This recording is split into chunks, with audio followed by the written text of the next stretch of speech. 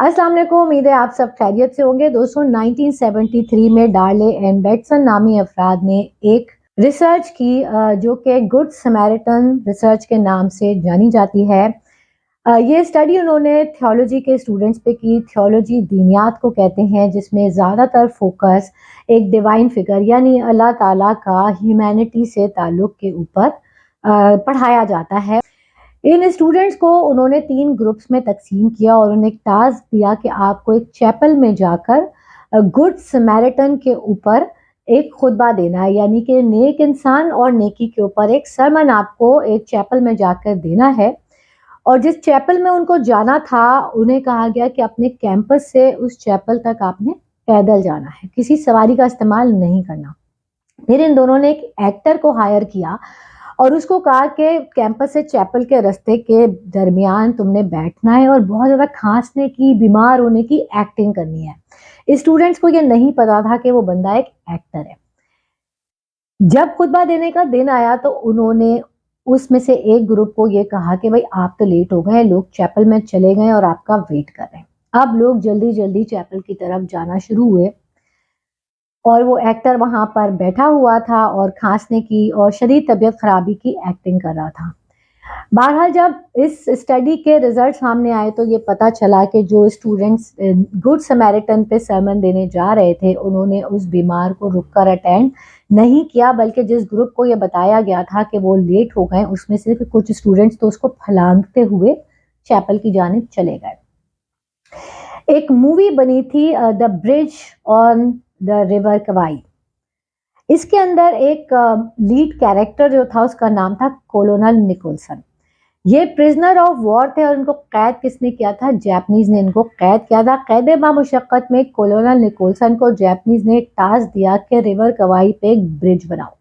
अब colonel Nicolson चूंकि एक बहुत मेहनती और ईमानदार ऑफिसर था, तो उसने कैदियों की मदद से मिलकर एक बहुत ही खूबसूरत शानदार ब्रिज तामीर किया, खूब मेहनत और लगन से। और जब इन दी एंड वो कैदी सारे मिलकर उस ब्रिज को तोड़ने लगे तो कोलोनल चीख चीख कर कहता रहा कि ये तुम क्या कर रहे हो, ये हमने इतनी मेहनत से बनाया था, क्यों भूल रहे हो? कि अचानक उसे एक रियलाइजेशन हुई और वो कहता है कि व्हाट हैव आई डन, ये मैंने क्या किया। अब इन दो स्टोरीज को जो मैंने आपको सुनाई, इसमें क्या चीज कॉमन है? कोलोनल निकोलसन ने अपने गोल पे इतना फोकस किया, इतनी मेहनत से ब्रिज बनाया कि वो ये भूल गया कि उनका असल मकसद जंग जीतना है। वो जिसके लिए ब्रिज बना रहे हैं उनका दोस्त नहीं है, उसने उन्हें कैदी बना के रखा हुआ है। बिल्कुल इसी तरह जो लोग गुड समैरिटन पे लेक्चर देने जा रहे थे, वो ये बात भूल गए कि किसी मजबूर और बीमार की मदद करना नेकी पर लेक्चर देने से ज़्यादा इम्पोर्टेंट होता है। अंग्रेजी में इसके लिए टर्म इस्तेमाल की जाती है गोल ऑब्सेशन, यानी कि जब हम कोई गोल बनाते हैं, कोई काम करना चाहते हैं, तो हम एक सक्सेसफुल आउटकम के चक्कर में उस गोल पे इतना ज़्यादा फोकस करना शुरू कर देते हैं कि बाकी की दुनिया हमें धुंधली नज़र आने लगती है। और इस चक्कर में हम अपने साथ, अपनी फैमिली के साथ, अपनी ऑर्गेनाइजेशन के साथ कुछ अच्छा करने के बजाय उल्टा कुछ बुरा कर देते हैं। तो अब इसका इलाज क्या है? क्या हम गोल बनाना छोड़ दें? नहीं। क्या हम काम करना छोड़ दें? नहीं।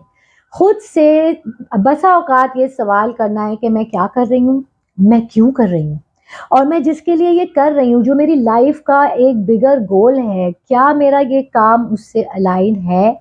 अगर है तो उस काम को कंटिन्यू करना, और नहीं है उस काम को वहीं छोड़ देना है।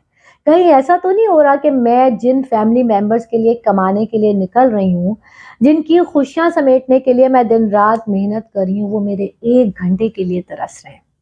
कहीं ऐसा तो नहीं कि मैं ये काम, ये जो प्रोजेक्ट कर रही हूँ, इसको करते करते मैं अपनी ऑर्गेनाइजेशन की वैल्यूज को क्रश कर रही हूँ। बिल्कुल मैं जिस चीज पे लेक्चर देने जा रही हूँ, कहीं ऐसा तो नहीं कि मैं उसे प्रैक्टिस करना भूल रही हूँ।